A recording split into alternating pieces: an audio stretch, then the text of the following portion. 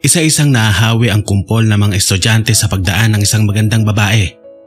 Si Chelsea Doliesin, 18 anyos. Isa sa mga pinakabatang agent ng Secret Service na palihim na tumutulong sa gobyerno at sambayanan. Bihasa siya sa makabagong teknolohiya at kilala dahil sa pambihirang katalinuhan. Kasalukuyan siya ngayong papunta sa principal's office dahil sa isang mahalagang bagay. "Good morning po, Principal." Bati niya na makapasok sa opisina ng punong guro. Pinaupo siya nito sa silya na nasa harapan ng desk nito at sinabihang maghintay ng sandaling minuto dahil may hinihintay pa silang importanteng bisita. Magalang naman niyang sinunod ang sinabi nito at matyagang naghintay. Hindi naman nagtagal at bumukas ng muli ang pintuan at pumasok ang taong hindi niya inaasahan na makikita sa paaralang iyon. Suot ang formal nitong coat ay nakipagkamay ang babaeng may mahabang buhok sa principal bago ito tuluyang umupo sa katapat niyang silya. "Maligayang pagdating, Miss Dimaano. Ikinagagalak namin ang buong eskwelahan ang inyong pagbisita. Isa itong karangalan," anang punong guro. "Hindi ko gawaing magpaligoy-ligoy, kaya dediretsohin na kita, Principal Santiago. Nandito ako upang personal na ipagpaalam ang natatangin ninyong estudyante na maging exchange student sa isang kilalang eskwelahan," anang bisita. Napangiti naman ang principal. "Hindi kami tututol sa bagay na yan, Miss Dimaano. Ngunit kailangan muna nating tanungin ang bata kung gusto ba niya o hindi," anito. Tumingin kay Chelsea ang dalawa na para bang sinasabi na oras na para siya ay magsalita. Napansin naman niya ang mabilis na paggalaw ng hintuturong daliri ng babaeng katapat niya na para bang may gustong sabihin sa kanya. Isa iyong Morse code nang ibig sabihin ay misyon.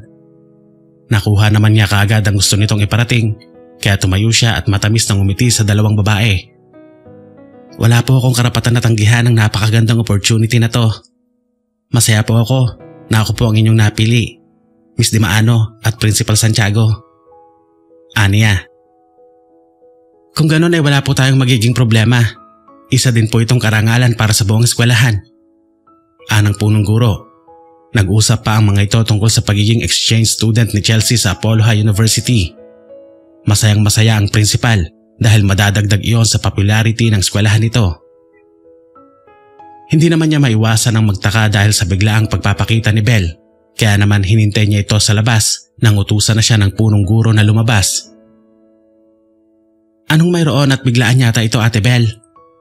Bungad niya nang makalabas ang bisita mula sa principal's office at sinabayan sa paglalakad. "Meron kang misyon sa Apollo High. Papasok ka doon bilang Miriam Cadasio upang alamin ang mga kababalaghang nagaganap doon," anito. Napakunot naman ang kanyang noo sa pagtataka. "Kababalaghan? Kailan pa ako naging paranormal expert?" Natatawang sagot ni Chelsea. Ilang mga bata na di umano ang namatay dahil sa hindi may paliwanag na dahilan sa eskwelahang iyon. Ang nakapagtataka, walang nagrereklamo, pati mga magulang ng mga ito ay ayaw magsalita. Ang sabi ng intern natin, posibleng ang triad ang nasa likod nito. Paliwanag naman ni Belle. "Hindi ba ate, mas magagawa mong misyon na yan dahil isa kang teacher? Bakit ako?" tanong niya. "Dahil nasaksihan ni Miriam ang pagpatay ng isa sa mga yon. Nasa headquarters natin siya ngayon at ikaw ang magpapanggap na siya upang makapasok ka doon. At kung bakit ikaw ang napili," tugon nito pagkatapos ay may dinukot itong litrato mula sa bulsa ng coat nito at ipinakita sa kanya. Napatuon ang mga mata niya doon. Litrato iyon ng isang estudyanteng nakasalamin, may mahabang buhok na halos nakatakip na sa mukha nito. Pero ang nakapagpataas ng kanyang kilay ay ang height at ang proportion ng katawan nito na halos tugma sa kanya. Kung magsasalamin lamang siya at itatakip ang buhok sa kanyang mukha, ay pwede mong sabihin siya at si Miriam ay iisa. "Ngayon alam mo na kung bakit?" tanong ni Belle. Tumango naman siya bilang tugon. Mabilis na naayos ni Belle ang paglipat niya sa Apollo High University. Malawak at malaki ang paaralan. Sa loob nito ay may 2 dormitoryo para sa mga lalaki at babae na nag-aaral dito. Isa itong private school na kilala dahil sa kalidad at mataas na pamantayan nito sa pagtuturo. Nang makapasok siya sa kwarto ni Miriam ay pabagsak siyang nahiga sa kama. Habang nakahiga ay naalala niya ang pinag-usapan sa meeting. Isang nerd si Miriam at dahil doon, mababa ang porsyentong may makahalata sa pagpapalit nilang dalawa. Isa itong outcast sa eskwelahan. Ibig sabihin ay kabilang ito sa mga kabataan na walang kaibigan at hindi napapansin. Palagi ito nakapwesto sa may pinakadulong upuan sa klase at mabilis ding lumalabas kapag tumunog na ang bell. Napabuntong hininga si Chelsea. Hindi siya sanay sa ganong sitwasyon. Isa siyang popular na estudyante. Kaya naman hindi siya sanay sa itsurang ganito. May salamin at fake braces sa ngipin. Style na malayong malayo sa kanya. Dinaig pa niya ang nabagsakan ng langit at lupa habang naglalakad ng nakayuko sa may koridor papunta sa classroom ni Miriam. Katulad ng mahigpit na bilin ni Belle at ng kanyang boss, ay sa likod siya pumwesto nang makapasok siya sa kanilang classroom. Nagsimula ang klase nila sa chemistry subject na talaga namang paborito niya. "Class, can you tell me again what is chemistry?" Tanong ng guro sa kanila. Nakita niyang isa-isang nagyukuan ang mga kaklase niya sa takot na matawag. Napailing-iling si Chelsea. Napalatak siya dahilan para mapatingin sa kanya ang guro. "Yes, Miss Cadasio. It seems you know the answer." Anito sa kanya. Parang iisang tao na lumingon sa kanya ang mga kaklase. Napataas ang kanyang kilay nang may makita pa siyang mga pangisi-ngisi na tila sinasabing, "Patay ka ngayon." Buong kumpiyansang tumayo siya sa pagkakaupo at taas noong sumagot. "Chemistry is a scientific study of the properties and behavior of matter. It is a natural science that covers the elements that make up matter to the compounds made of atoms, molecules, and ions, their composition, structure, properties, behavior, and the changes they undergo during a reaction with other substances." Maang na napatitig sa kanya ang kanyang mga kaklase na animoy nakakita ng isang nakakamanghang bagay. Naisip tuloy niya, mahina siguro sa klase ang Miriam Cadasio na ito dahil sa pagiging outcast at loner, naapektuhan na pati ang pag-aaral. Napangiti ang guro. "Very good, Miss Cadasio.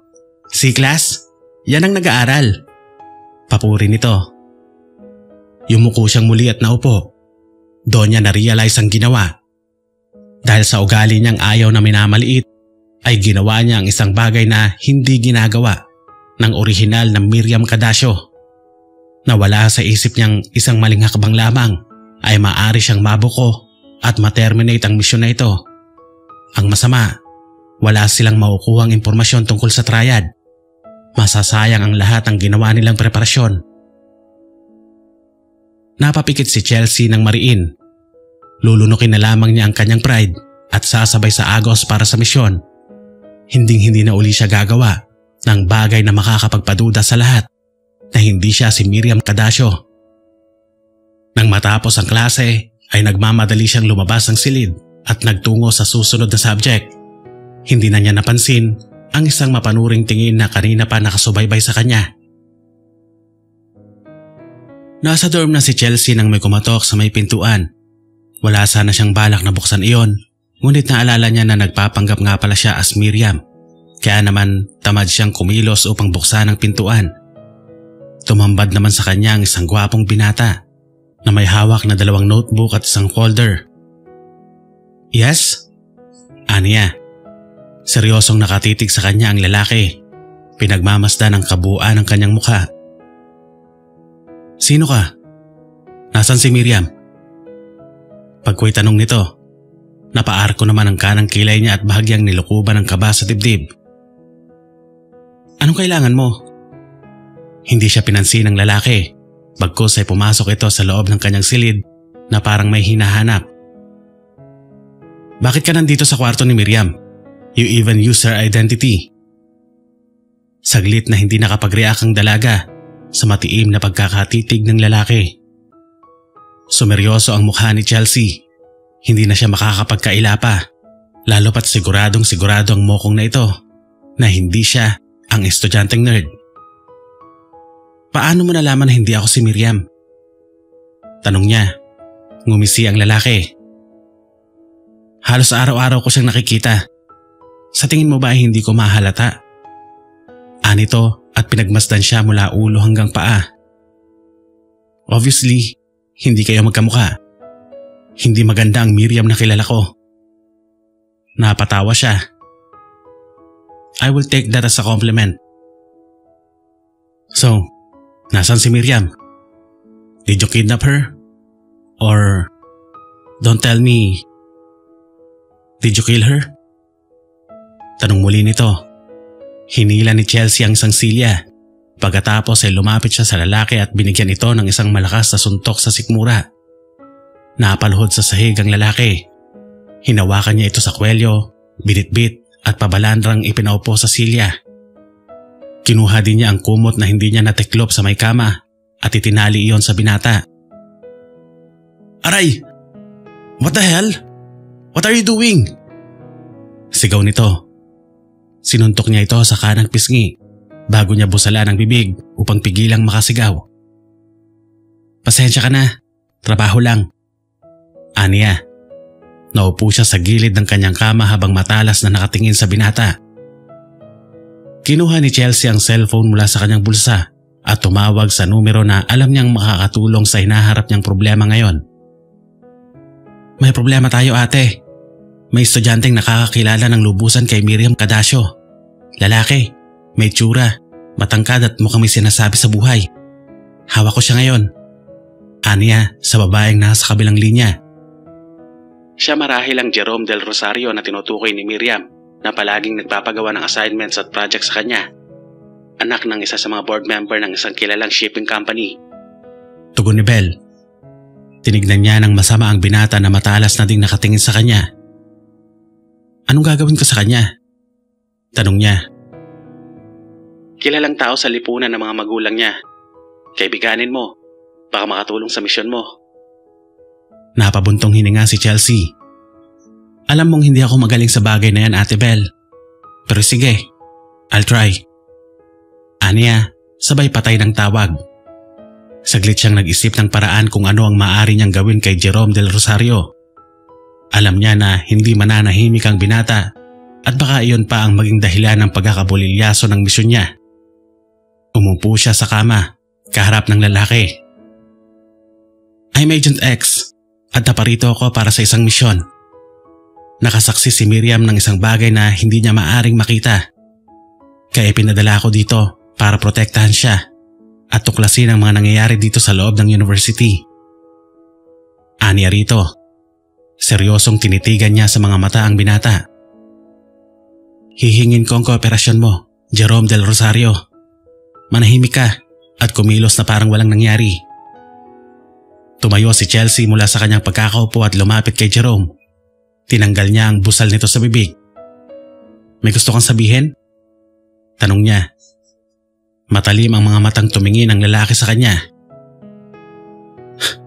Hindi ako naniniwala sa'yo. Ilang taong ka na ba?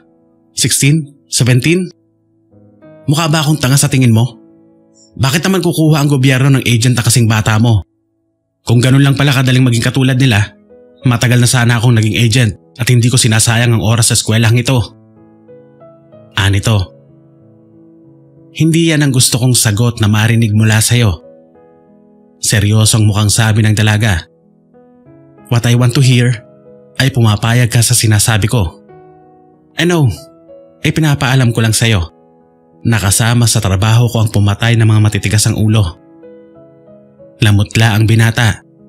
Hindi ito sumagot, bagkus ay sunod-sunod na tango ang naging tugon nito. Napangiti siya sa desisyong pinili ng lalaki. Madali ka naman palang kausap eh. Lumapit siya at kinalagan nito. Ngunit bigla siyang itinulak ng lalaki dahilan ng pagkawala ng kanyang balanse at mapaupo sa sahig. Tumakbo ang binata papunta sa pinto, ngunit bigla ding napatigil nang humaging sa gilid ng mukha nito ang lumipad na kutsilyo na tumama sa pinto. Nahintakutang napalingon ito sa dalagang agent. Binalaan na kita. Seryosong wika ni Chelsea habang dahan-dahang tumatayo. Dahan-dahang lumapit ang dalaga sa nanginginig sa takot na lalaki. Napatras ito hanggang mapasandal sa pader. Dumukot muli si Chelsea ng isa pang kutsilyo at iniumang iyon sa leeg ni Jerome.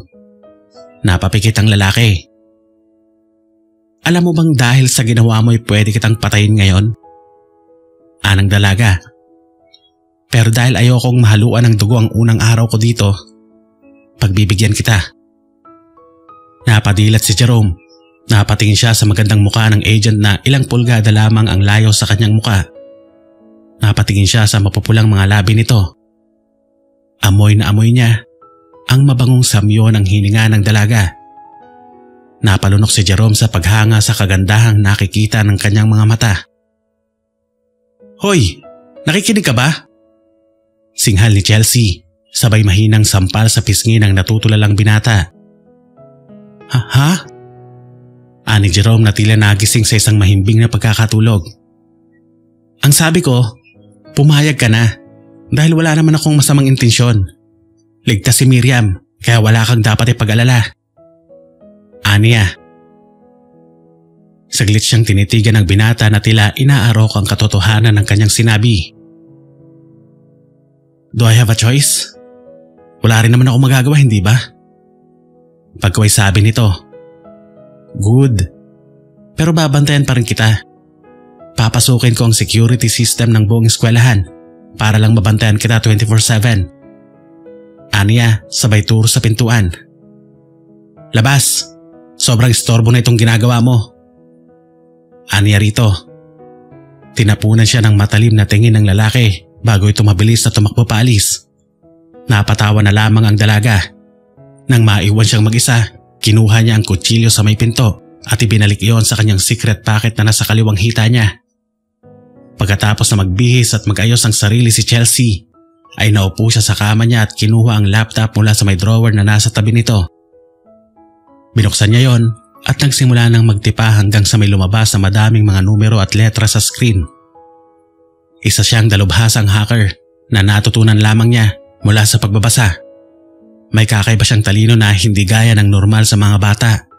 Dahil sa edad niyang 10 noon, ay nagawa niyang pasukin ang system ng isang sikat na TV network upang ipalabas lamang ang paborito niyang animated movie.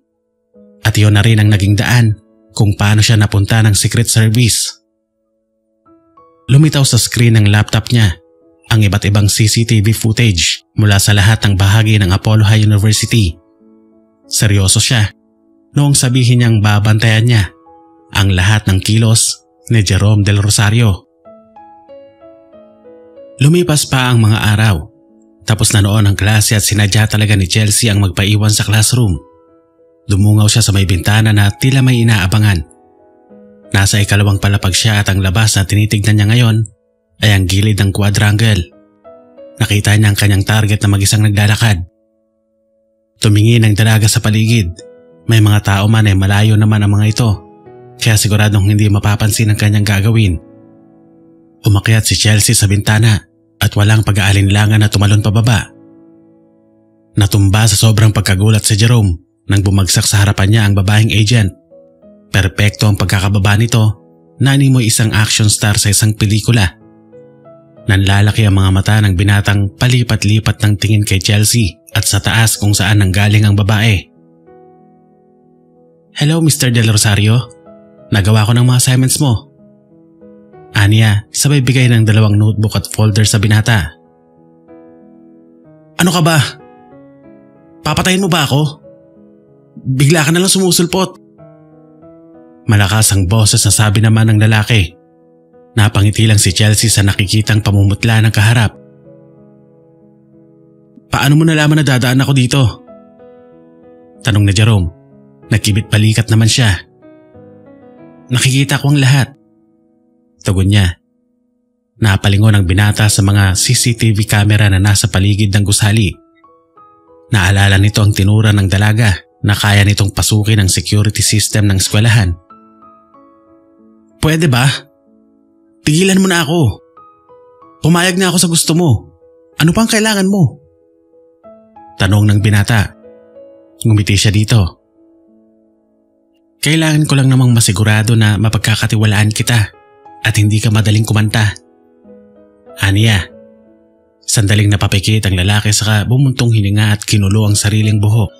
Magrereklamo pa sana siya sa dalaga, ngunit paglingon niya dito ay wala na ito sa kaninang pwesto.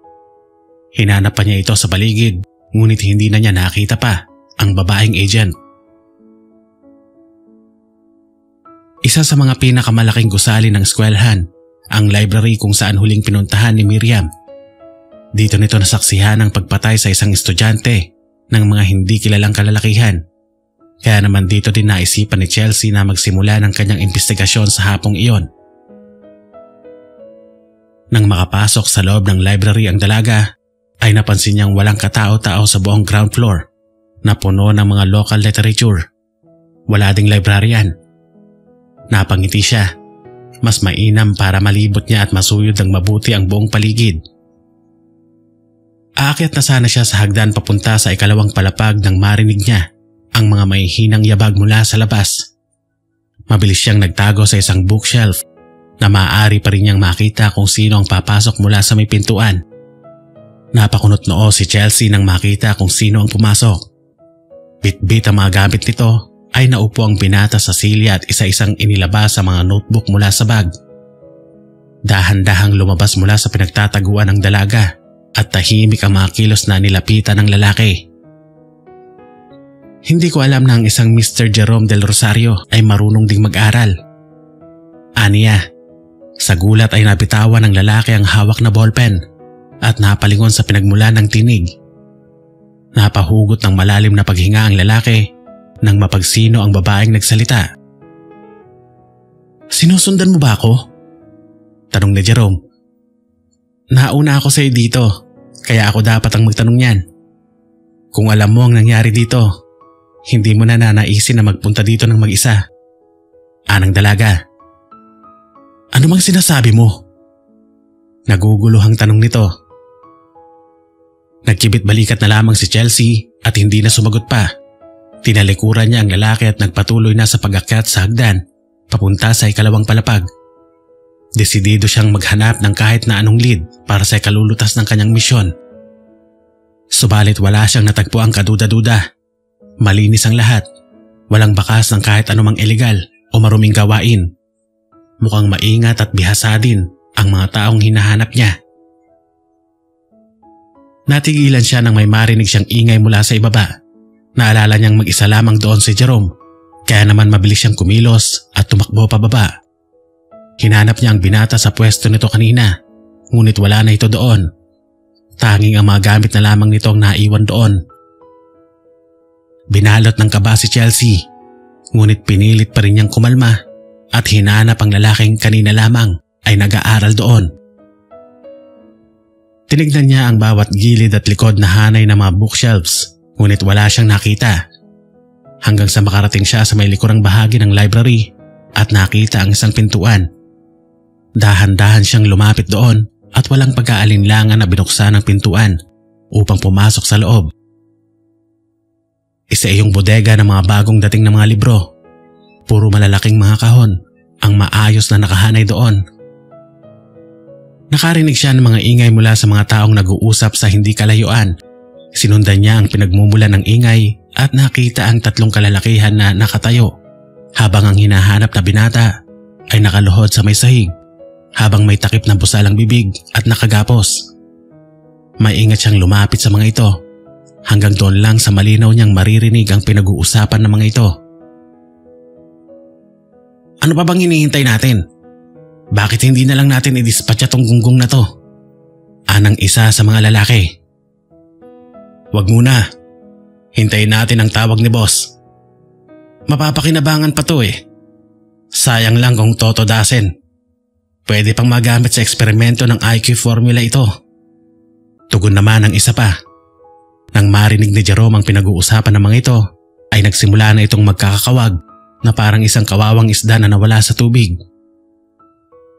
Nagdadalawang isip si Chelsea kung ililigtas ba niya ang binata o hahayaan muna upang makita ang sinasabi ng tatlong kalalakihan na eksperimento. Pero hindi din naman niya pwedeng isangkalan ang buhay ni Jerome, lalo pat sabit lang ito.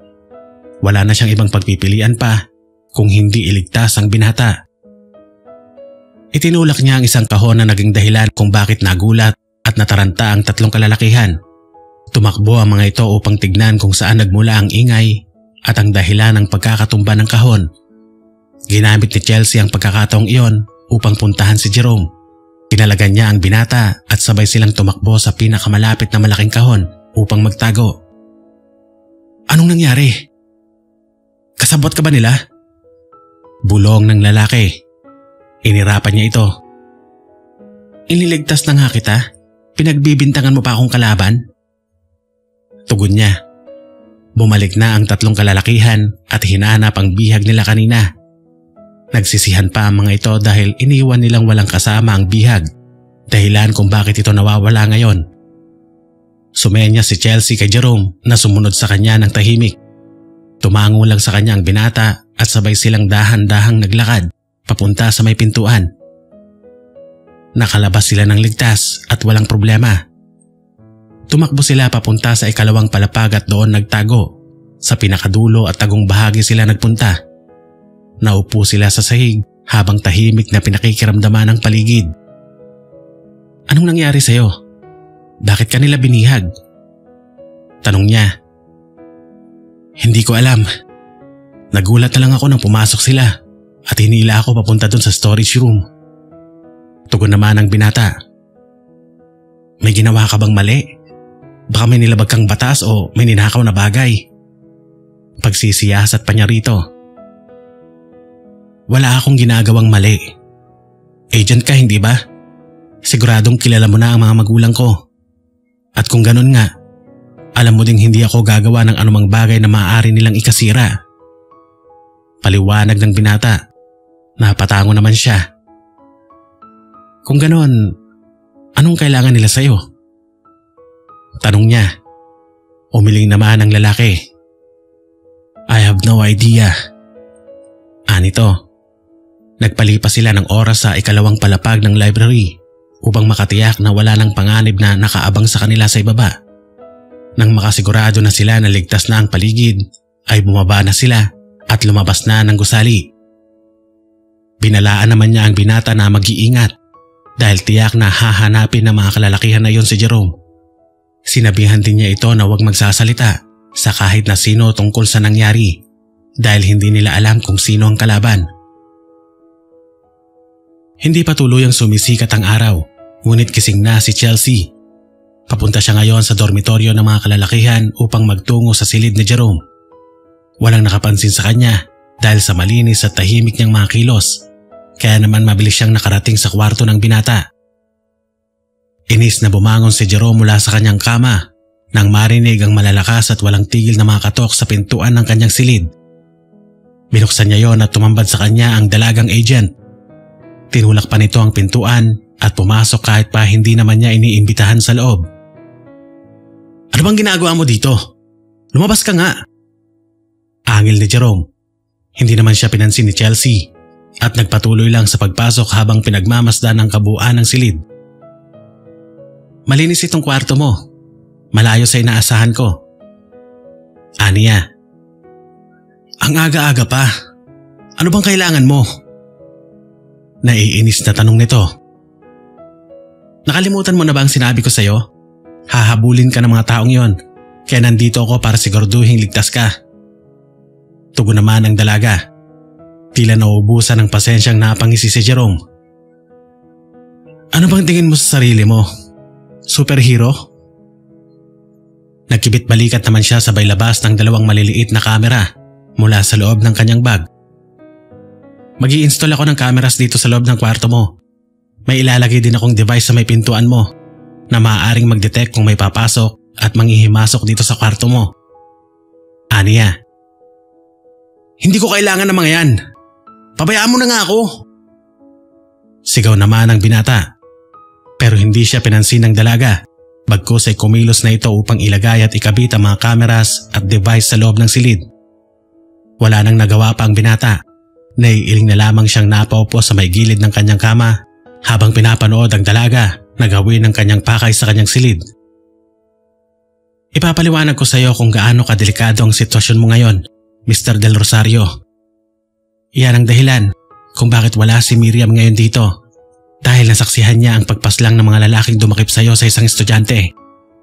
Nakawala ka sa kamay nila, kaya naman isa ka na ngayong daga na kailangan nilang hulihin at patayin. Naintindihan mo ba?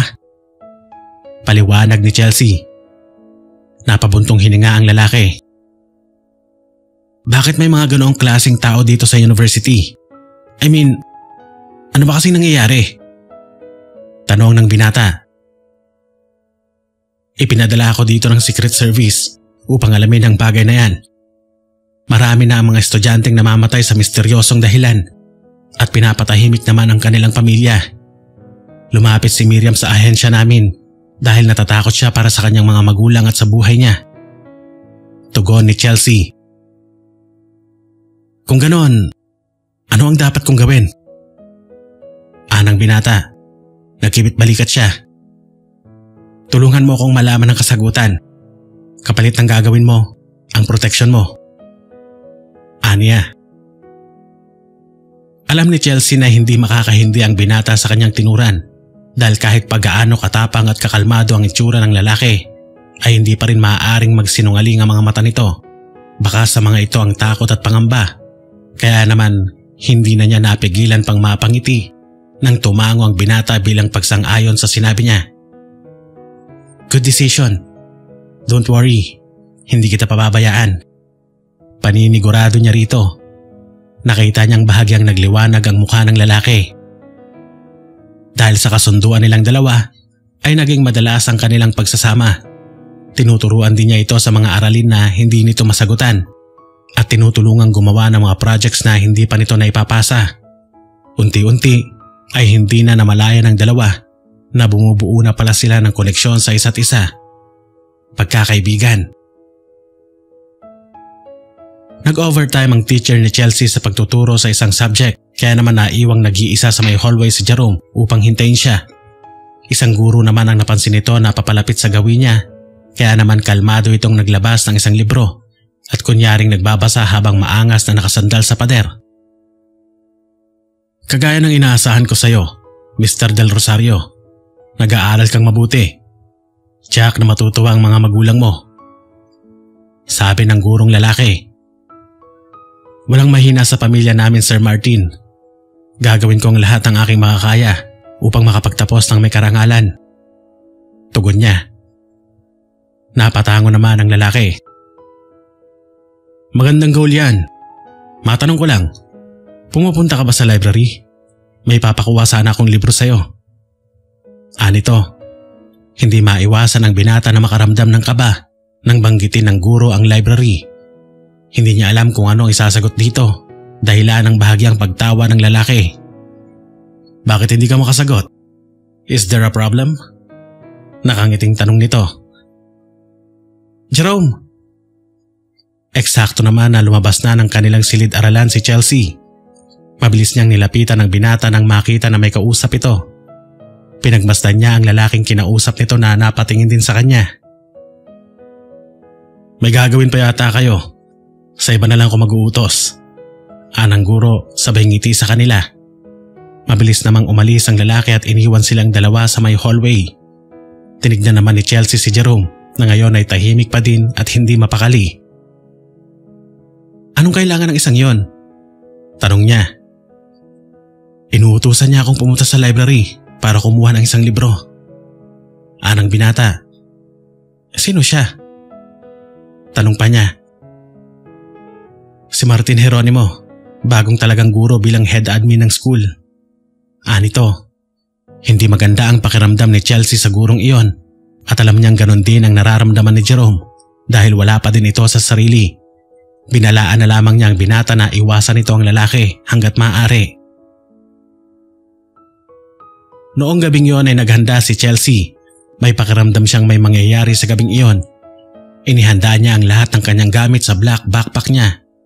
Bago siya dumaan sa may bintana upang bumaba gamit ang fire exit, nagpunta siya sa dormitoryo ng lalaki upang puntahan si Jerome. Nagulat ang binata nang kumatok siya sa may bintana ng silid nito. Nagtataka man ay pinagbuksan siya ng lalaki at kusa naman siyang pumasok sa loob.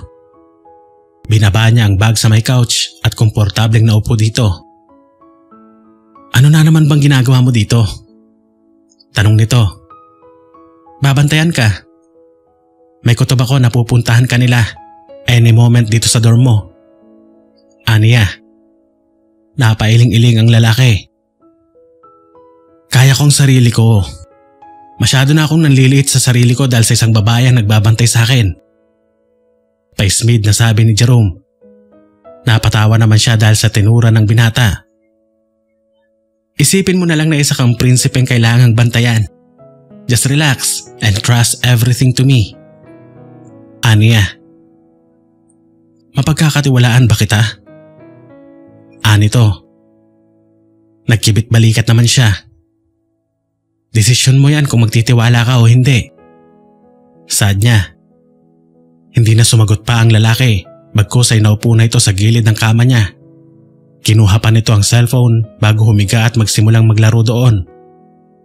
Inilabas naman ni Chelsea ang kanyang laptop mula sa loob ng kanyang bag at nagsimulang magtipa doon.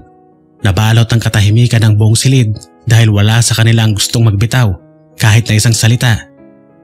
Lumipas ang oras at nakatulog na ang binata. Samantalang patuloy pa din sa pagtipa si Chelsea sa kanyang laptop na tila walang kapaguran. Ngunit makailang minuto pa lang ay natigilan siya at napatingin ng seryoso sa screen nito. Sa isang CCTV footage ay nakita niya ang gurong kausap ni Jerome kanina. May kausap ang guro na dalawang lalaki na sa tingin niya ay ang dalawa sa mga taong dumakip sa binata noon sa loob ng library. Nasa likod sila ng isang gusali malapit sa dormitoryo na kinaroroonan nila ngayon. Kaya naman malakas ang kutob niya. Napupunta ang mga ito sa silid ng binata upang patahimikin ito. Mabilis niyang ginising ang nahihimbing na lalaki. Jerome! Gumising ka na kung ayaw mong mamatay! Sigaw niya. Dahil sa lakas ang boses niya ay gulat na napatayo ang binata. Taranta itong lumingon sa paligid at nang wala itong makitang mali ay masama itong tumingin sa kanya. Nandito na sila. Madali ka. Aalis na tayo. Anas niya. Lumapit naman sa kanya ang binata upang makisilip din sa footage na pinapanood niya. Nang makita ng lalaki ang tinutukoy niyang panganib ay nagmamadali na itong nagbihis at naghanda. Sinarado na din niya ang kanyang laptop at nilinis ang kanyang mga gamit. Pagkatapos ay sa bintana sila dumaan pababa upang hindi nila makasalubong ang mga kalaban. Dahan-dahan at tahimik silang naglakad papunta sa dormitoryo niya. Sa fire exit muli sila dumaan paakyat sa silid ni Miriam at nang makapasok sa loob ay kapwa sila nakahinga ng maluwag. Binuhay kaagad ni Chelsea ang laptop niya upang tignan ang footage mula sa dorm ni Jerome na kinabit niya. Doon nila nakumpirma na pumunta nga ang dalawang lalaki na kausap ni Sir Martin sa loob ng silid ng binata upang patahimikin ito. Mabuti na lang at nakaalis sila kaagad bago dumating ang mga yon.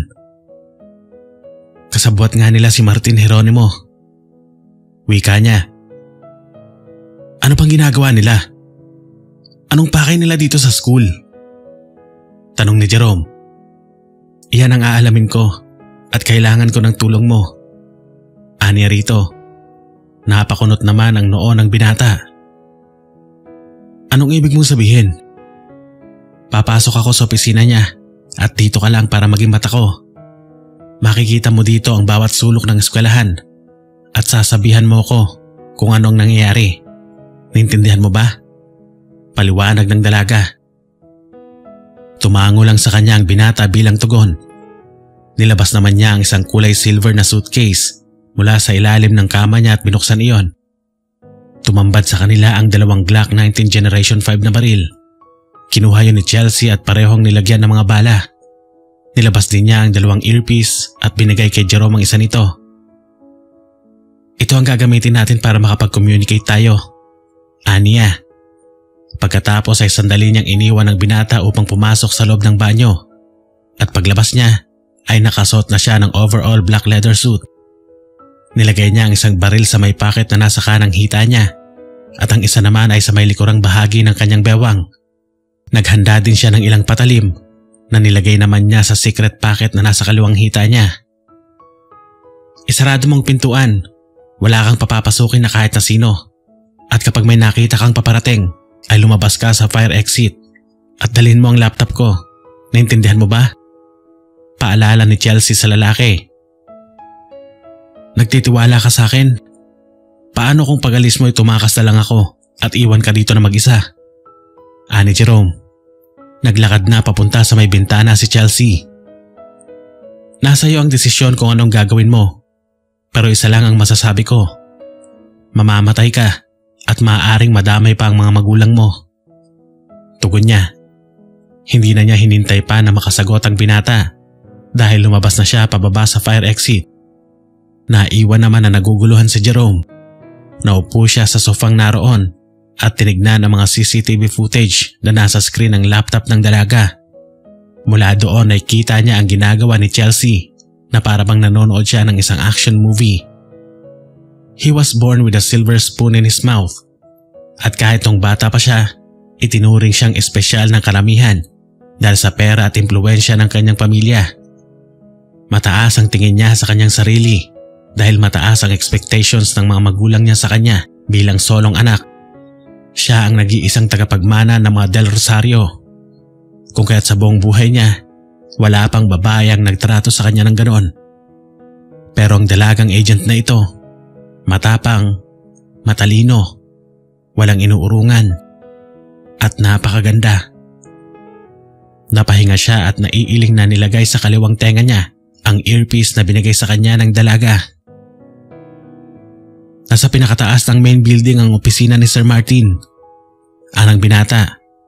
Hindi siya nakatanggap ng sagot mula kay Chelsea, bagkos ay isang ngiti ang kumawala sa mga labi niya.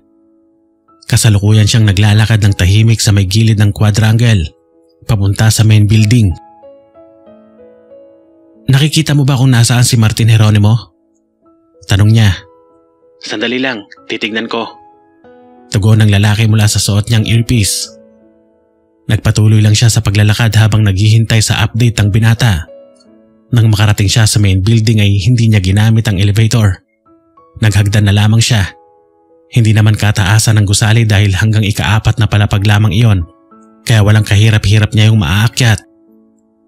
Hindi ko siya makita kahit saan, sabi ng binata mula sa kabilang linya. Baka naman hindi ka lang marunong gumamit niyan, Mr. Del Rosario. Anya rito. Narinig naman niyang umismid ang kausap mula sa suot niyang earpiece. Hindi naman ako kasing bobo gaya ng iniisip mo. Angil nito. Napatawa naman siya. Wala akong sinasabing ganyan. Hindi na sumagot pa ang binata, kaya nagpatuloy na lamang siya hanggang makarating siya sa ika-4 na palapag. Maingat muna niyang tinignan ang koridor kung ligtas ba o hindi. At nang makatiyak na walang tao ay lumabas na siya at mabilis na lumipat ng pwesto malapit sa opisina ng bagong admin.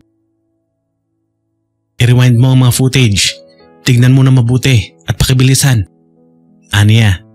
Wala siyang nakuhang sagot mula sa kabilang linya. Ngunit may narinig naman siyang ingay ng sunod-sunod na pagpindot ng mga keys ng laptop. Sa parking. Pagkatapos niyang kausapin ang dalawang lalaki na dumakip sa akin noon, nagpunta siya sa parking at umalis. Saad ni Jerome mula sa kabilang linya. Ibig sabihin, walang tao sa opisina niya, tama? Wala bang ibang teacher doon bukod sa kanya? Tanong niya. Wala. All clear. Anito. Hindi na siya nag-aksaya pa ng oras dahil tumakbo na siya papunta sa opisina ng bagong head admin ng school. Naglabas siya ng maliit na wire at dahan-dahang yung ipinasok sa seradura ng pintuan at kinalikot ang susian. Ilang sandali lamang ay nagawa niyang buksan ang pintuan. Nakapasok na ako. Aniya. Okay, wala pang paparating. Gawin mo na ang dapat mong gawin dyan. Sad naman ang binata na nasa kabilang linya. Kaya mo bang buksan yan? Kung computers lang ang usapan, walang imposible sa akin. Tugon naman niya. May nilabas ang dalaga na isang USB at isinakasak iyon sa computer ng bagong head admin. Pagkatapos ay nagsimula na siyang magtipa. Lumabas ang madaming mga letra at numero sa screen nito. Bilisan mo. May pumasok na isang kulay itim na sasakyan ngayon lang. Sabi ni Jerome mula sa kabilang linya. Nabuksan ko na. Aniya. Nakapasok na siya sa computer ng bagong head admin at malaya na niya ngayong makikita ang lahat ng nilalaman nito. Kinopya niya ang lahat ng mga files na nakita niya sa loob nito papunta sa kanyang USB. Ngunit kakain iyon ng oras upang maipasa lahat. Bumaba na ng sasakyan si Sir Martin. Bilisan mo na dyan. Anang binata mula sa suot niyang earpiece. 37 pa lang ang nada-download. Chill ka lang. Kaya kong sarili ko. Anas naman niya.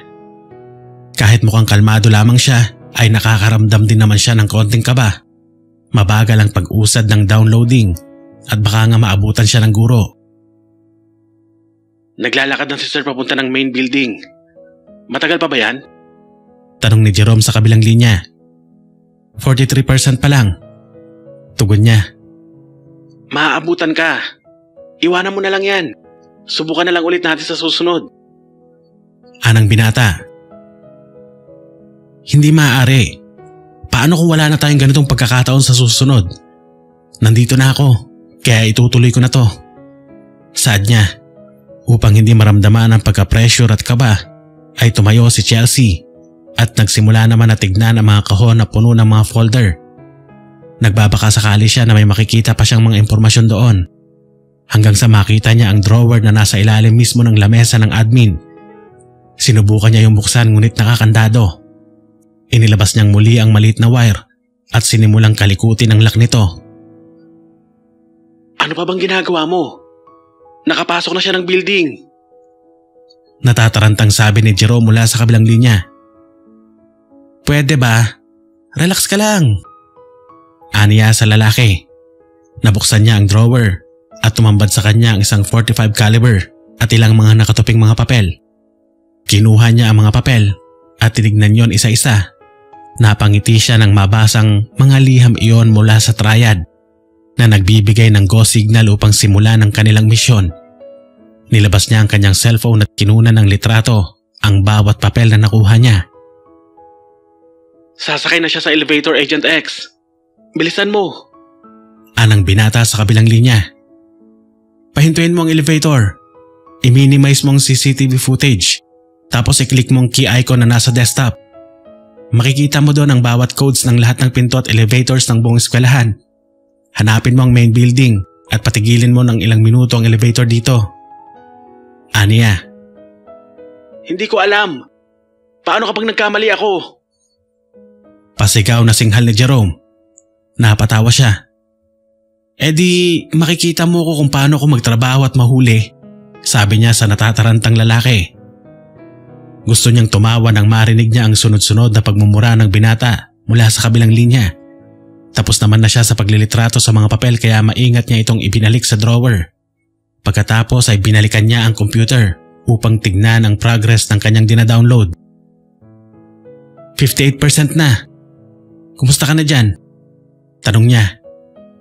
Hinahanap ko pa. Bilisan mo dyan. Kapag hindi, eto na. Nakita ko na. Patitigilin ko na. Natatarantang sabi nito. Napangiti naman siya. Okay na ba? Yes. Huminto ang elevator sa 3rd floor. Pero may oras. Hanggang 30 minutes lang nakalagay dito. Tugon nito. Okay na yan. Aniya. Nang maabot na ang 60% ng pagda-download ay naging mabilis na ang pag-usad nito. Ilang minuto pa ang lumipas ay natapos na ito. Binunot na ni Chelsea ang USB at pinatay ang computer na parang walang nangyari. Bago siya lumabas ang silid ay sinigurado niyang wala siyang may iwang bakas. Nakaalis na ako. Pwede mo nang paandarin ulit ang elevator. Bulong niya nang makalabas na siya ng gusali. Bumalik siya sa dorm niya kung saan naghihintay si Jerome. Kaagad siyang naupo sa may sofa at humarap sa kanyang laptop upang suriin ang nakuha niyang ebidensya. Pagkatapos ay kinuha niya ang kanyang cellphone upang tumawag sa headquarters. Shell, kumusta? Anang boses ng babae mula sa kabilang linya. Maayos naman. Nakakuha na ako ng mga ebidensya at sa tingin ko ay alam ko na ang nangyayari dito sa Apollo High, Ate Vicky. Wika niya. Sige, sabihin mo. Nakikinig kaming lahat dito. Ani Vic Marie. Tama ang hinala niyo na may kinalaman ang triad dito. Nakakita ako ng mga liham mula sa triad sa opisina ng bagong head admin ng eskwelahan na si Martin Geronimo. Nasasaad doon na binibigyan na ng permiso ng triad ang proyekto ni Martin at handa silang maglabas ng pondo para doon. Ipapadala ko sa inyo ang mga litratong kinunan ko. Paliwanag niya. Ano ang proyektong susuportahan ng Triad, Shell? Tanong naman ni AJ mula sa kabilang linya. Ang eksperimento na ang layunin ay gisingin ang natutulog na cell sa utak ng isang tao upang magkaroon sila ng pambihirang talino. Tinatawag nila yung IQ formula. Ituturo o iinumin nyo ng bata at pagkatapos ay makakaranas ito ng pagkahilo, lagnat at pananakit ng ulo ng ilang araw. Makalipas nun ay parang ibang tao na sila. Tugon naman niya. Isang gamot upang gawing matalino ang isang tao? Sino naman ang may pakana niyan? Boses naman ni Charlene ang kanyang narinig. Maaaring si Martin Jeronimo mismo. Base sa nakuha kong impormasyon, siya ay isang scientist na matagal nang pinag-aaralan ng utak ng tao, ang limitasyon at ang kapasidad nito. Aniya. Ibig sabihin ay tagapagbigay lamang ng pondo ang triad upang sa ganon ay may masisingil sila kung hindi magtagumpay ang proyekto. At may magagamit naman sila kapag nagtagumpay ito. Sabi naman ni Belle mula sa telepono. Ganun na nga. Ipapadala ko sa inyo ang lahat ng nakuha ko. Hihilingin ko naman ang mabilis ninyong pagresponde kapag kinailangan ko na ng tulong. Sa tingin ko ay hindi biro ang misyon na to. Pakiramdam ko ay napakadelikado nito. Lalo't sangkot dito ang triad. Sad niya. Nag-usap pa sila ng ibang mga bagay tungkol sa mga nakuha niyang ebidensya. Habang tahimik lamang na nakikinig sa tabi niya ang binata. Paminsan-minsan din itong napapatitig sa dalaga na may matinding paghanga sa kanyang mga mata. Ngunit mabilis din naman ay iwas ng tingin kapag alam nitong lilingon na ang dalaga sa gawin niya. Pagkatapos ng mahabang usapan ay nabalot naman ang katahimikan ng buong silid. Tangi ang ingay lang na nagmumula sa pagtitipan niya sa laptop at ang kanilang paghinga lamang ang maririnig sa paligid. Hindi naman yon natiis ng binata dahil nakatulog na ito sa sofa. Hindi nagaksaya ng oras si Chelsea dahil patuloy pa din siya sa pagtatrabaho. Hinahanap niya kung saan nakatago ang secret lab ng bagong administrator. Pakiramdam niya ay nasa loob lamang yon ng eskwelahan, kaya naman hindi siya tumigil sa pag-check sa lahat ng CCTV footage sa bawat sulok ng eskwelahan. Nagising si Jerome dahil sa sinag ng araw na tumatama sa kanyang mga mata. Maayos na siyang nakahiga sa sofa, samantalang si Chelsea naman ay nakaupo sa sahig habang kaharap pa din ang kanyang laptop. Natulog ka ba? Tanong ng binata habang bumabangon mula sa kanyang pagkakahiga. Nahanap ko na ang lab at papunta na ang backup. Tugon ng dalaga sa halip na sagutin ang tanong ni Jerome. Magdamag ka bang nagtrabaho? Hindi sumagot si Chelsea. Nagpatuloy lang ito sa pagtitipa sa kanyang laptop. Naiiling namang tumayo ang binata at nagtungo sa maliit na kusina. Matapos ang ilang minuto ay tumayo na mula sa pagkakaupo ang dalaga. Dumiretso siya ng banyo upang maligo at magbihis. Pagkalabas niya ay may nakahain ng pagkain sa lamesa habang inaayos naman ni Jerome ang mga pinggan at kutsara. Pupurihin sana niya ang binata, ngunit wala siya sa mood dahil na din sa puyat at pagod. Kaya naman wala siyang imik na umupo sa silya. Nasaan ang lab? Tanong nito. Nasa library. May lumang underground facility doon dahil iyon ang headquarters ng student council ng school noon. Nilinis at ginawa ni Martin muli iyon upang maging laboratory para sa kanyang proyekto. Tugon naman niya. Ano na ang gagawin mo ngayon? Huhuli na ba ng mga kasamahan mo si Sir Martin? Tanong ng binata. Sabado ngayon. Ito ang pinakamagandang araw para kumilos dahil karamihan sa mga estudyante ay umuwi na kahapon sa kanilang mga tahanan upang makasama ang pamilya nila. Makakakilos na kami ng maayos. Aniya. Sabay silang natapos na kumain ngunit siya na ang nagkusang maglinis ng kusina at ng mga plato. Nagpaalam naman ang binata na pupunta sa cafeteria para bumili. Naiwan siya sa silid ng mag-isa. Naiga siya sa kanyang kama upang sandaling pumikit dahil talagang masakit na ang kanyang mga mata dahil sa magdamag na kakatitig sa screen ng laptop. Dahil sa pagod at puyat, tuluyan ang napahimbing ang dalaga.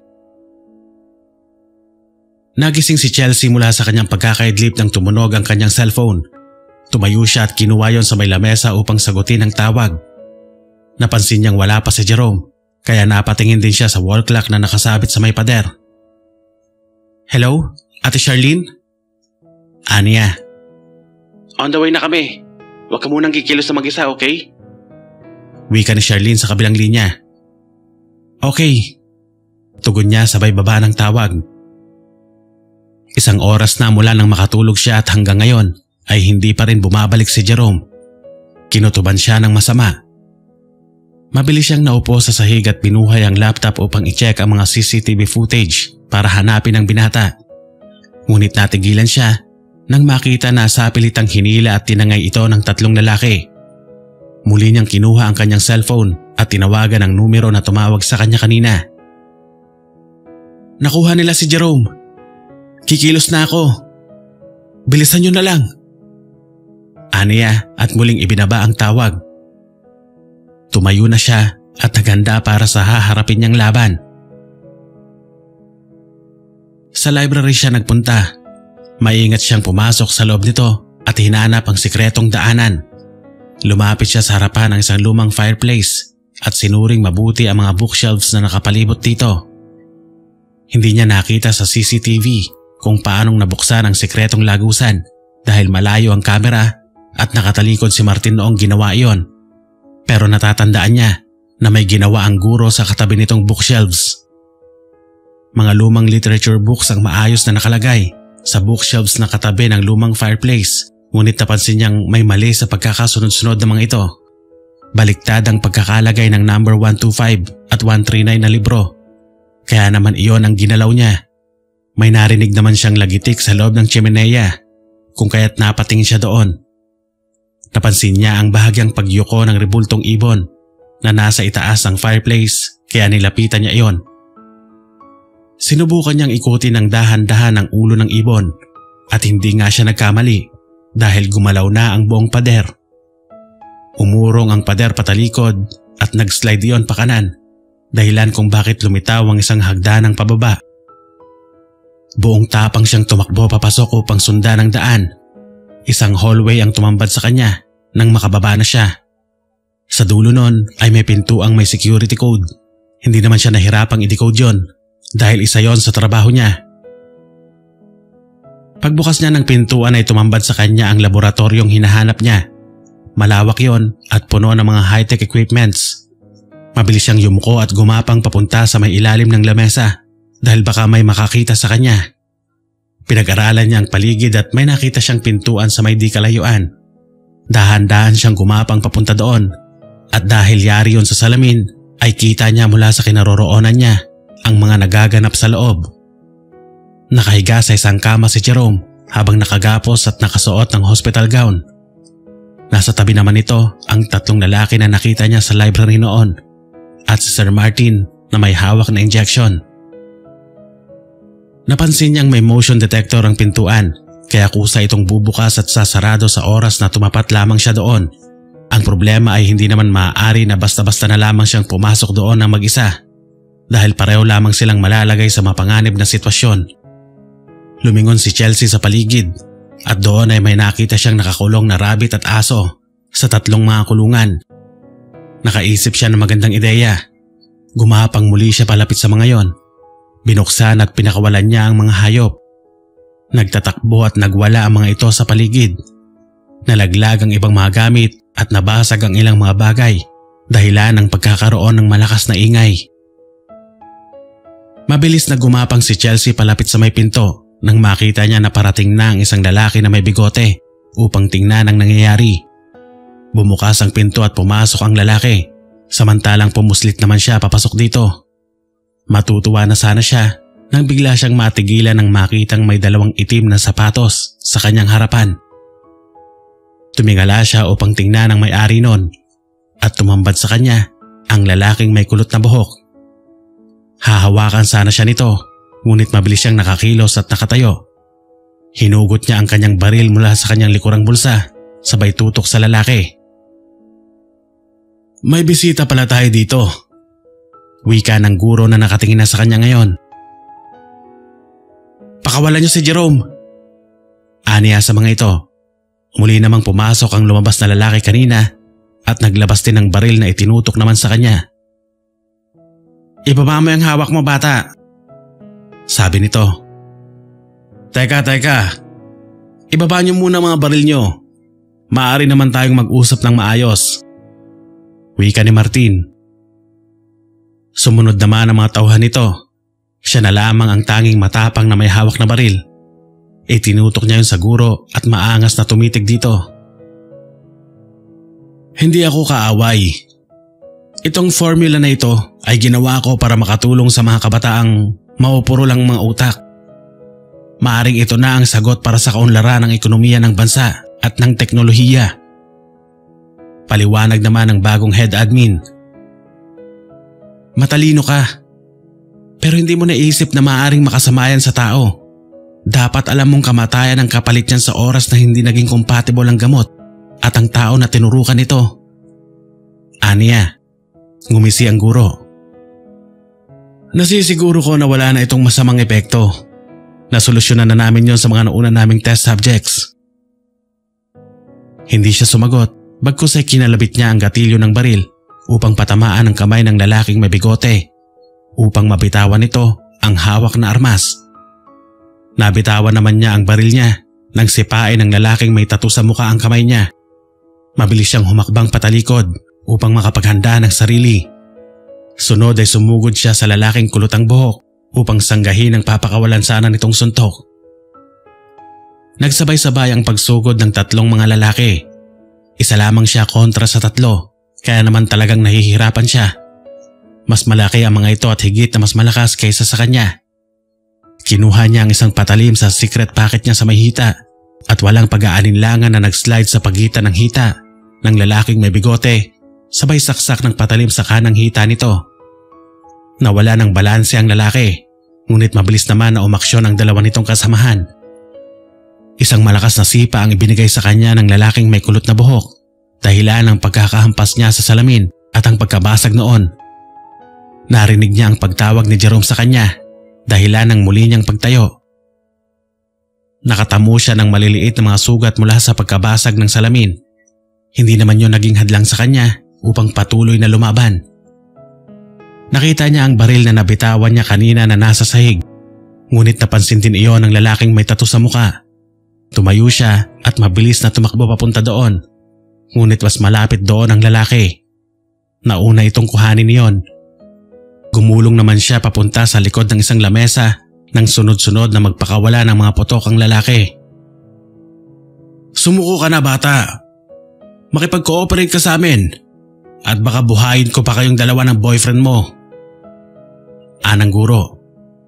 Gusto niyang magreklamo dahil wala naman silang relasyong dalawa ni Jerome, pero hindi niya nagawa dahil sa biglaang pagkirot ng kanang braso niya. Nakita niyang dumudugo, mukhang natamaan ng bala ng baril kanina.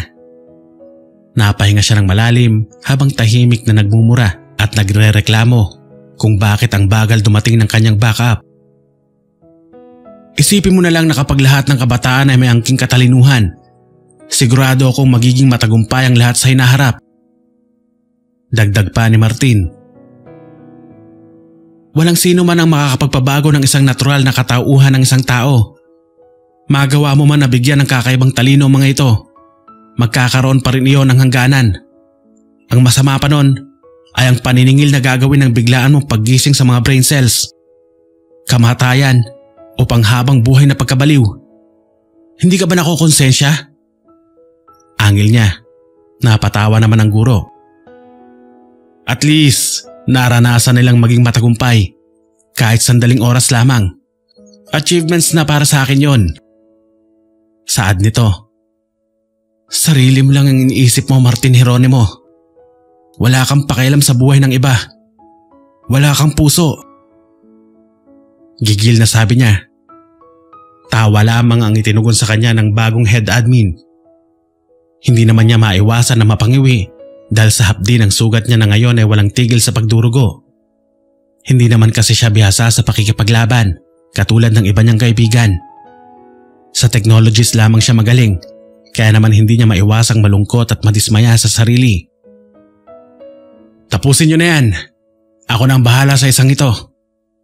Malaki ang pakinabang sa akin ng isang to dahil mayaman ang mga magulang nito. Magkano kaya ang kayang ibayad ng mga Del Rosario para sa kaligtasan mo? Anang guro. Tumayo naman siya kaagad dahil sa tinura ng bagong administrator. Binuksan nito ang isa pang pinto sa may likuran at doon nito mabilis na itinulak papasok ang kamang digulong kung saan nakagapos si Jerome. Iniwanan pa siya nito ng isang ngiti bago nito isarado ang pintuan. Kawawa ka naman bata. Bakit ba kasi nakailam ka pa? Anang lalaking may tattoo sa muka. Hindi siya tumugon. Sinipa niya pataas ang tray na nakapatong sa lamesa dahilan ng paglipad nito. Pagkatapos ay mabilis niyang kinuha ang isa pa niyang baril mula sa may hita niya at kinalabit ang gatilyo sa lalaking may tattoo na may hawak na baril. Tumakbo siya palayo habang nagpapaputok ng walang tigil kahit pa hindi niya alam kung may tinatamaan ba siya o wala. Nagtago siya sa likod ng malaking machine habang nilalagyan ng bala ang baril na hawak niya.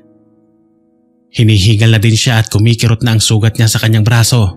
Ngunit wala siyang pakialam dahil may bagong misyon siyang kailangang gawin. At iyon ay ang iligtas ang buhay ni Jerome Del Rosario. Maingat na sumilip si Chelsea mula sa kanyang pinagtataguan upang tingnan kung may natamaan ba siya o wala. Napangiti siya nang makita na nakahiga na sa sahig ang tatlo na labis niyang ikinatuwa. Ikinasa niya ang baril niya at tumakbo papunta sa pinto kung saan hinila ni Martin ang kawawang binata. Sa kanyang pagpasok sa loob ay napakunot noo si Chelsea nang makitang nakatayo na si Jerome. Halong pagtataka at galak ang kanyang naramdaman. Jerome, ayos ka lang? Tanong niya at mabilis na lumapit dito. Okay lang ako, Agent X. Tugon ng binata na nakatalikod sa kanya at nakatingin sa ibaba. Sinundan niya ng tingin ang pinagmamasdan nito.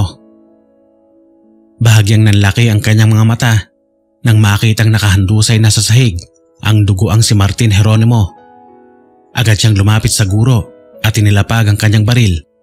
Sinuri kung buhay pa ba ang lalaki.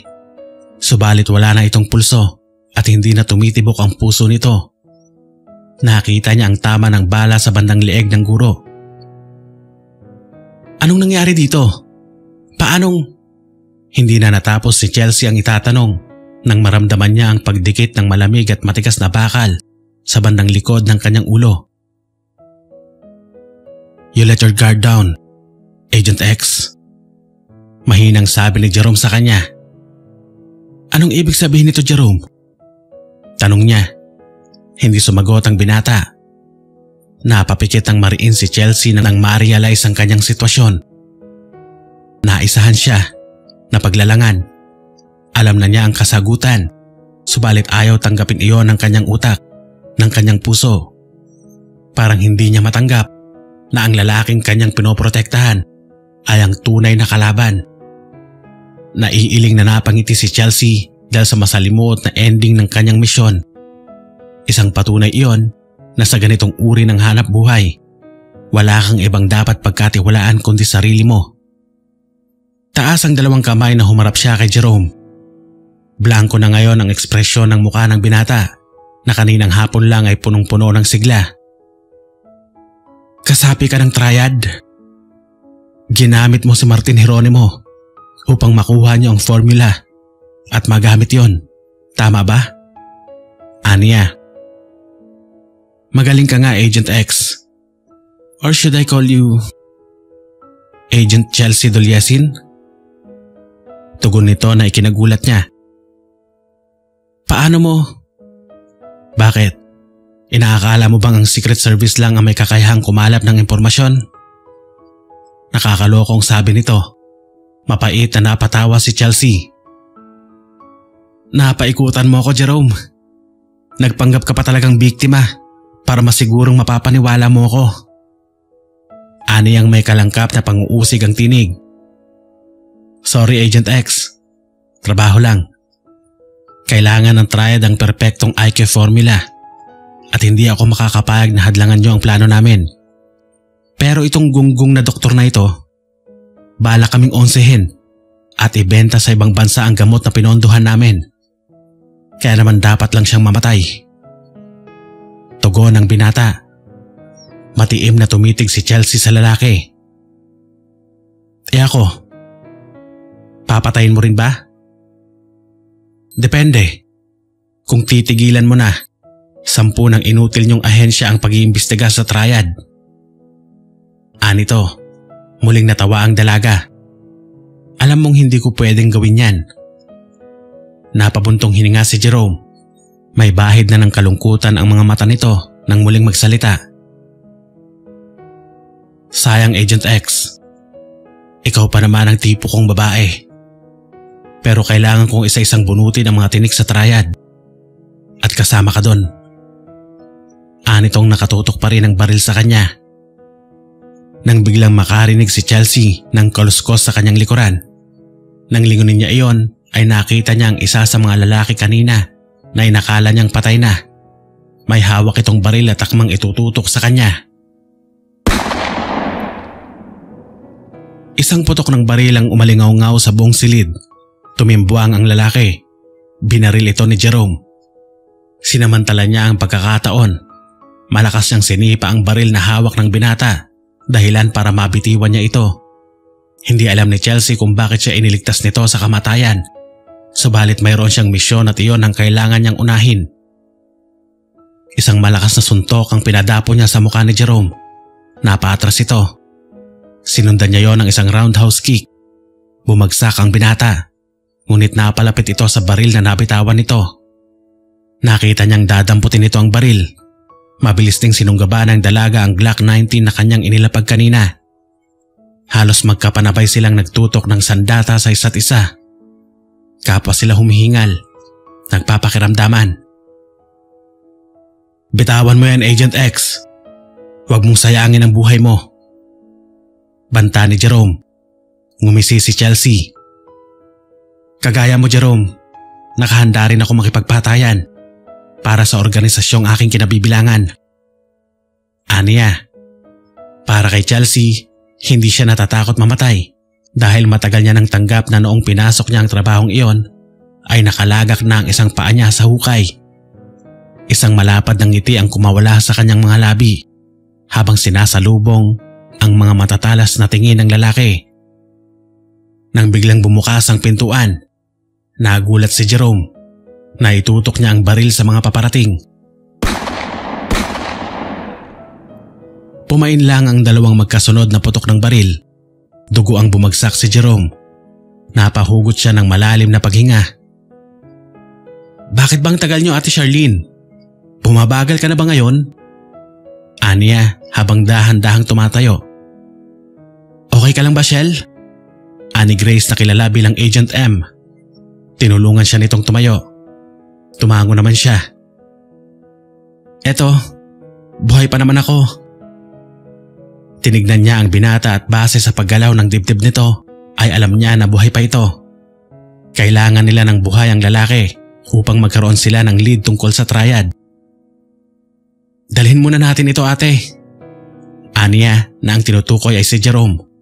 Tumango naman si Belle. Inutusan nito ang ibang agent na bitbitin ang lalaki. Dinala nila ito sa headquarters dahil mayroon naman silang medics doon na gagamot sa binata. Samantalang sa ospital naman diniretso si Chelsea upang gamutin ang sugat nito. 2 araw siyang magpapagaling doon upang tuluyang bumuti ang kanyang lagay. Nilinis at inayos ng grupo ni Ayaka ang underground facility na nasa library sa Apollo High. Kinuha nila ang lahat ng documents at data upang makatulong sa paghahanap nila sa triad. Inayos din nila ang papeles ni Miriam Cadasio upang ilipat ito sa ibang eskwelahan dahil nangangamba silang baka mahanap ito ng triad at maging kasangkapan laban sa kanila. Makalipas ang 2 araw na pagpapagaling ni Chelsea ay maayos na ang lagay niya kahit nakasuot pa rin siya ng arm sling. Kasalukuyan silang nakaupo kasama ang kanyang mga kaibigan sa loob ng opisina ng kanilang boss. Matigas ang Jerome Del Rosario na ito. Hanggang ngayon ay hindi pa din ito nagsasalita tungkol sa triad. Anang lalaki. Pahirapan na lang natin siya. Pwede bang ako na lang ang gumawa? Tanong naman ni AJ. Napalingon si Chelsea sa dalagang nagsalita. May isang bahagi sa kanya ang tumututol na pahirapan ng lalaki. Siguro ay dahil meron silang magandang pinagsamahan sa loob ng university. Pwede bang ako ang kumausap sa kanya? Paghingi niya ng permiso sa mga ito. Napatingin sa kanya ang lahat. Maya-maya ay tumango ang kanilang boss. Sige, Subukan mo kung aamin sa'yo. Sa underground ng headquarters kung saan nakalagak ang mga kulungan, naglalakad sila patungo sa selda ni Jerome Del Rosario. Sa loob ng 2 araw na hindi niya ito nakita ay tila malaki ang ipinagbago ng mukha nito. Malayo na ito sa binatang nakilala niya ilang linggo na ang nakakaraan na puno ng buhay at sigla ang mga ngiti. Bahagyang umaliwalas ang mukha ni Jerome nang makita siya. Pagkuway bigla ring lumungkot. Kumusta ka na? Kumusta ang mga sugat mo? Bati niya rito. Mapait nang umiti ang lalaki. Eto, okay naman. Ikaw, kumustang pakiramdam mo? Anitong nakatingin sa kanyang arm sling. Nagkibit balikat si Chelsea. Saglit na katahimikan ang namayani sa pagitan nila. Siya ang unang bumasag ng katahimikang iyon. Bakit hindi mo pa sabihin ang lahat ng nalalaman mo? Pwede kang tumayong star witness para mapagaan ang kaso mo. Aniya, napailing-iling si Jerome. Hindi ko pwedeng gawin yan. Hindi ka ba naaawa sa mga magulang mo? Itinaguyod ka nila, binigyan ng marangyang buhay. Pinasok sa isang marangal na paaralan para magkaroon ka lang ng magandang hinaharap. Tapos, itong igagantay mo sa kanila? Litanya ni Chelsea. Seryoso siyang tinignan ng lalaki, pagkuway mapait itong napatawa. Nakakapagod nang marinig ang mga saltang yan, Agent X. Halos buong buhay ko nang naririnig yan at nakakarindi na. Kailangan ganito ka, kailangan ganyan ka, kailangan ikaw ang pinakamagaling. Sinunod ko lahat yun. I studied a lot to be able to reach the damn expectations of them. Pero anong nakukuha ko pagtapos? Sermon. Asking me to do more. Ni hindi ako tinatanong kung masaya ba ako sa ginagawa ko. Nangingilid sa luhang wika ng lalaki. Hindi mo naiintindihan ang mga magulang mo. Nag-iisa ka nilang anak, kaya ginagawa nilang nararapat para maging maayos ang buhay mo. Maswerte ka pa nga eh. Ang ibang tao binibigay ang best nila kahit walang malinaw na kinabukasan para sa kanila. Dahil wala silang ibang option. Wala silang mayayamang magulang na kagaya mo. Pero ikaw, marami kang choices. Pero pinili mong maging kriminal. Kaya wag mong sisihin ang mga magulang mo sa kakitira ng utak mo. Panguusig ni Chelsea sa binata. Napamaang si Jerome. Pagkaraay, napayuko ito. I need all the informations na may ibibigay mo tungkol sa triad, Jerome. Makipagtulungan ka sana sa amin. Aniya rito. Muling umangat ang tingin ng lalaki at muli itong napangiti ng malungkot. Hindi ko pwedeng gawin yan. Mabigat ang kaparusahan ng triad sa mga traidor. Kamatayan. Kung ako lang, hindi ako natatakot mamatay. Pero ang mga magulang ko, siguradong idadamay nila. Kaya nga merong witness protection program ang Pilipinas para protektahan kayo. Madiin niyang sabi sa binata. Agent X, hindi lang naman ito tungkol sa amin. Ani Jerome. Walang nakakaalam ng impormasyon tungkol sa triad ang nagtatagal ang buhay. Kaya mabuti nang wala kang alam para na rin sa kaligtasan mo. Napataas ng kilay ang dalaga. At bakit naman ako ang inaalala mo? Tanong ni Chelsea. Because Pagku'y natigilan si Jerome. Never mind. Sorry, Agent X. Pero wala kang makukuhang impormasyon sa akin. Anang binata at tumalikod na. Because I like you. Yon ang gusto niyang sabihin kanina. Pero hindi na niya nagawang sabihin. Dahil walang karapatan ng tulad niyang isang kaaway ng batas para magustuhan ng isang kagaya ni Agent X.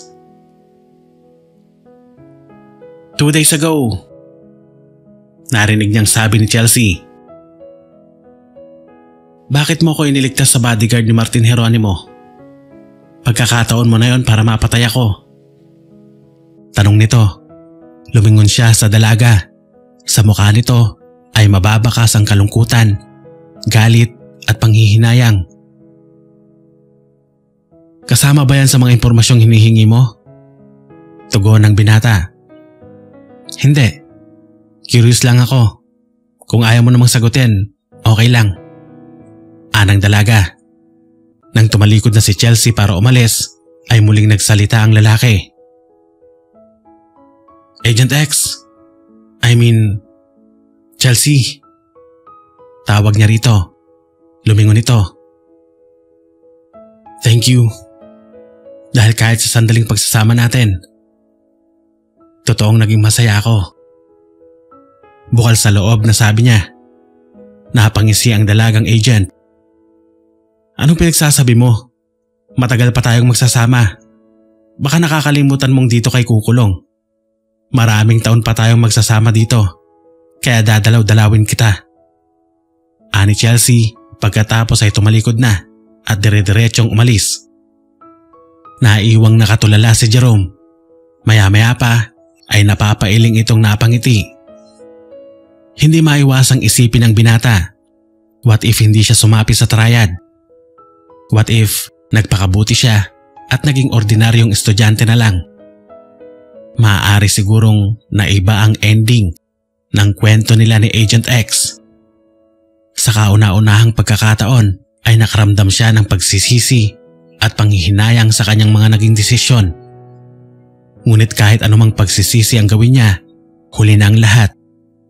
Nakagawa na siya ng mga kasalanan na hindi na niya mabubura sa kanyang pagkatao. Nakatanaw si Chelsea sa labas ng bintana ng kanilang gusali. Pinupuno ang dibdib ng panghapong simoy ng hangin. Wala pa rin silang lead tungkol sa triad. Ang alam lang nila sa ngayon ay pinopondohan ng sindikato ang mga ilegal na gawain na maaari nilang mapakinabangan sa huli. Ngunit ngayon ay hindi pa rin nila alam kung sino ang nasa likod nito. Naalala niya ang sinabi ni Jerome na walang sino mang nakakaalam ng impormasyon tungkol sa triad ang nagtatagalang buhay. Kaya naman kailangan niyang bantayang mabuti ang binata dahil maaaring target na rin ito ng sindikato. Naramdaman niyang may humawak sa kanyang balikat. Nang lingunin niya iyon ay nakita niya ang nakangiting mukha ni Belle. Mahanap at matatapos din natin ang ugat ng kasamaan. Babagsak din sa kamay natin ang triad. Anito habang nakatanaw sa papalubog na araw. Tama, hindi tayo titigil hanggang hindi nabubuwag ang sindikatong yan. Kaya lagi kayong maghanda. One of these days ay magkakaroon tayo ng impormasyon tungkol sa kanila. Ani Vic Marie na nasa kanilang likuran. Napangiti siya nang makitang kumpleto ang 6 na pinakamalalapit niyang kaibigan na itinuturing niya ng pamilya. Katulad ng haring araw na lumulubog sa pagdating ng gabi, sumisikat din ito pagsapit ng umaga upang magdulot ng bagong pag-asa. At kasama ang mga kaibigan sa Secret Service, sama-sama nilang sasalubungin ang pag-asang iyon upang patuloy na tahakin ang daan patungo sa mas magandang bukas. Maraming salamat po sa lahat ng nakinig ng ikalawang yugto ng Secret Service series. Asahan niyo pong marami pang kwento ang darating tungkol sa ating magigiting na agents. Ito pong muli ang inyong Kuya JM. Maraming salamat pong muli at hanggang sa susunod na kwento.